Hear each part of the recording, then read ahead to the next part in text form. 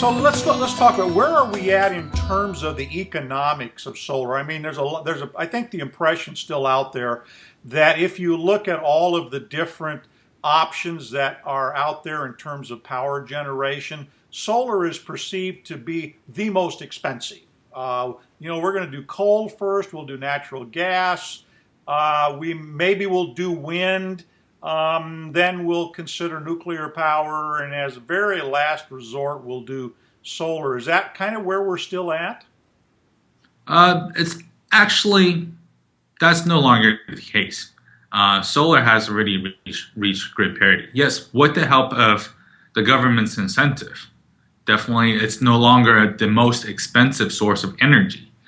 Right now, for example, if you put up a solar system on your business or your home, maybe a few years ago, 5 years ago, let's say your payback would be anywhere from 7 to 10 years, maybe more. But right now, the payback we're looking at as fast as 3 years, maybe as long as 5, 6, 7 years. Right. So you see the cost of solar system has drastically come down from a few years ago. The solar panels you see behind me, we used to sell these for $5 a watt, and now we're selling them for about $1 a watt. Wow. So you see how the price has come down. Yeah, that's amazing. So where are we at system wise? So if you were, let's say, a small business owner, and you're going to do, I'm going to guess here, maybe you're going to do a 10 kilowatt system. What would he be looking at cost wise to do something like that? Well, it depends on many factors, on the type of mounting system that you like to have on your roof, and also who you really want, who's installing the system for you. Okay. On average, we're probably looking at about, anywhere from, depends on the size that you described, maybe around $5 a watt completely installed. Okay, so that's everything for the inverters, installation, the racks on the roof, and all that type of thing. $5 a watt. So that would be roughly about $50,000 then, right? Just about that much. And then there's a federal tax. There's a federal tax credit. Is that still applicable? Something like 30%. Exactly. You get a 30% tax credit, plus you get to depreciate the system. Okay, so that would work out to be then out of pocket, if you will, invested. Once you take the deduction, that's $35,000, I think, for that system for a business. And this is, how long are these systems warranted for? I mean, what's the typical period do you expect to get serviceable life out of it? Well, right now the base standard warranty is 25 years. So the system will produce for 25 years. Yeah. Solar panels has warranty for 25 years. Your inverter, it's a little bit more of wear and tear item. So those will probably last you, anywhere from 10 to 15 years. The standard warranty on an inverter is about 10 years. Okay. But after 10 years, you replace an inverter, a few $1,000s.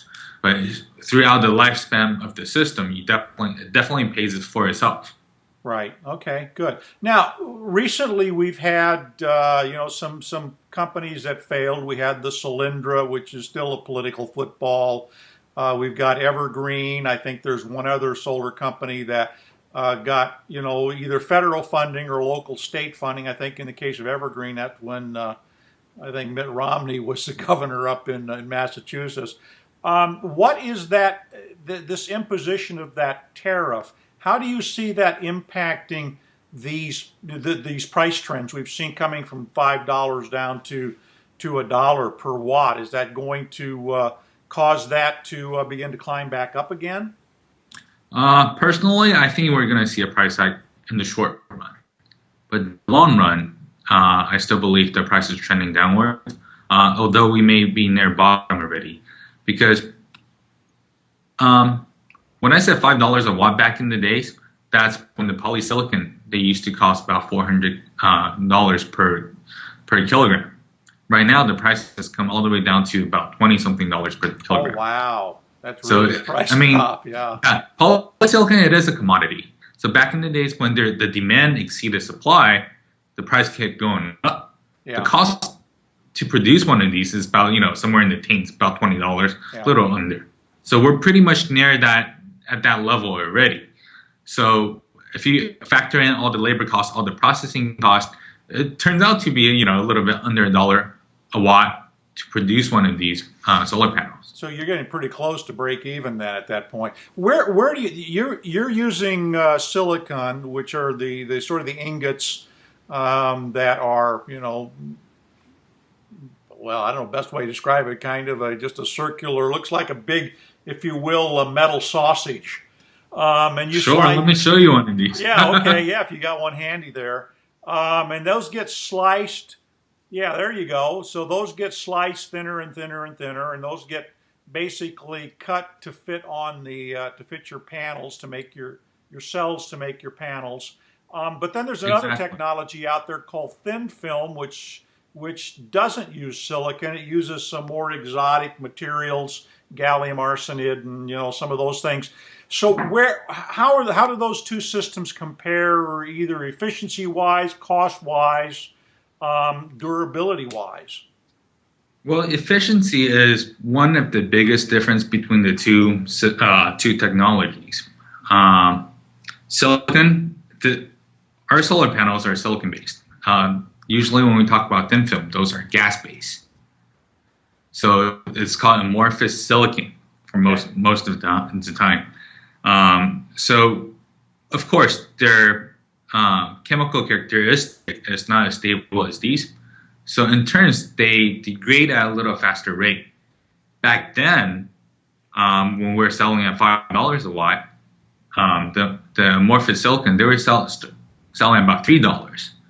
And then they got all the way down to, they hit under $1 a watt maybe a couple years ago, when we're still at about $2 something per watt.